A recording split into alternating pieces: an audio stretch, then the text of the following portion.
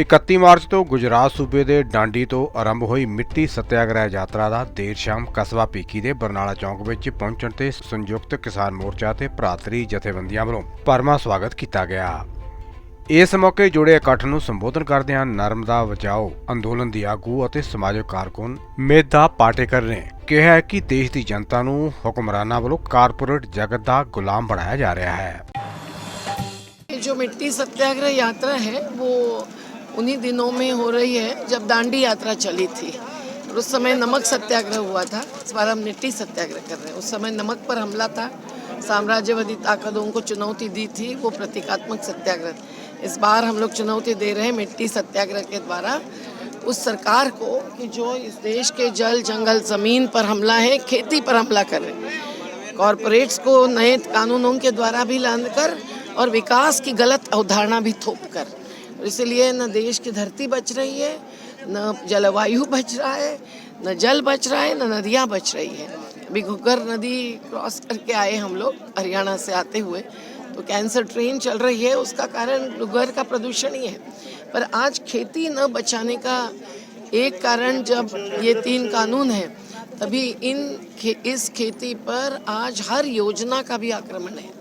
तो ये तमाम चीज़ें जोड़कर आज कितने नए आज़ादी आंदोलन की ज़रूरत है ये किसान मजदूर समझ रहे हैं और इस आंदोलन को उस आंदोलन की शहादत को इस आंदोलन की शहादत से जोड़कर और प्रेरणा आगे बढ़े और हर जगह के स्थानीय संघर्ष वैकल्पिक विकास के निर्माण के कार्य भी इस आंदोलन का एक हिस्सा बने, ये हम चाहते हैं। इसलिए 23 राज्यों से आई हुई वो मिट्टी है जहाँ जहाँ शहादत हुई थी आज़ादी आंदोलन में, जालियनवाला बाग से लेकर हर जगह, और आज़ादी 1857 के संग्राम जहाँ हुए था वहाँ की मिट्टी भी हमने लाई है और जगह जगह लोगों ने अपना सत्याग्रह करके 12 मार्च से ये मिट्टी यहाँ पहुँचाई है और बाकी बहुत लोग आगे आने वाले हैं। मैडम, केंद्र सरकार है जो किसानों को किसान मानने को तैयार नहीं है, तो मतलब कहाँ मसला काढ़? केंद्र सरकार, मोदी सरकार तो केवल अस्मिता के मुद्दे पर लड़ना चाहती है और वो भी चुनाव, न संवाद सही करना चाहती है, न बुनियादी सवालों के जवाब देना चाहती है, जबकि किसान मजदूरों के अस्तित्व के सवाल है, अस्मिता के नहीं है। बंगाल की चुनावी राजनीति में भी आज हिंदू मुस्लिम के अलावा कोई मुद्दा उनके सामने नहीं रख रहे हैं। तो ये इतनी असंवैधानिक बात है, उतनी अमानवीय बात है और ये इसी कारण किसानों को नहीं दे रहे हैं कि उनके कंपनियों के चंदे पर अडानी अंबानी जैसे ये चुनाव लड़ते हैं, पैसा बटोरते हैं। तो ये उसके लिए आरटीआई सूचना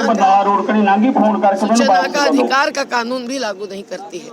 तो ये किसानों को विरोधी जो कानून है उसको वापस लेना भी उनके लिए आसान नहीं है, ये किसान भी समझ रहे हैं। और अभी महापंचायतें ऐसा एक मंच नया बना है जो जन संसद है और उस जन संसद के रूप में ही जनता के निर्णय को ही मान्य करवाना पड़ेगा सरकारों के, नहीं तो इनके मनमानी आज श्रम कानून वापस ले चुकी है और ये कानून 3 वापस लेने को तैयार नहीं है। और हर प्रकार से लूट है, फसल बीमा में लूट है, भूमि अधिग्रहण में लूट है और विकास के नाम पर खेती का हस्तांतरण गैर खेती के लिए करने में भी लूट है।